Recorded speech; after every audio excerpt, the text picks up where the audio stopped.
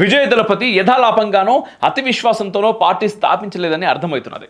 గడిచిన 18 నెలలుగా యువ ఓటర్లే లక్ష్యంగా పావులు కదుపుతున్నట్టు తెలుస్తున్నది.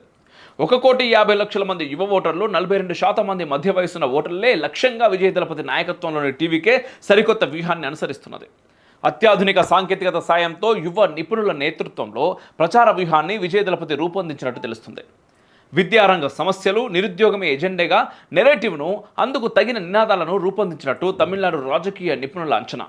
మరోవైపు తమిళనాడు బీజేపీ సహా అన్నా డీఎంకేలో అంతర్గత విభేదాలు బాహాటంగానే వ్యక్తమవుతున్నాయి. డీఎంకే పాలనపై అసంతృప్తి వ్యక్తమవుతుండటంతో విజయ దళపతి నాయకత్వంలోని టీవీకే వచ్చే ఏడాది జరిగే అసెంబ్లీ ఎన్నికల్లో బలమైన ప్రభావం చూపే అవకాశం ఉన్నది. మదురై సభ ఈ విషయాన్నే ప్రాథమికంగా రుజువు చేస్తోంది కూడా.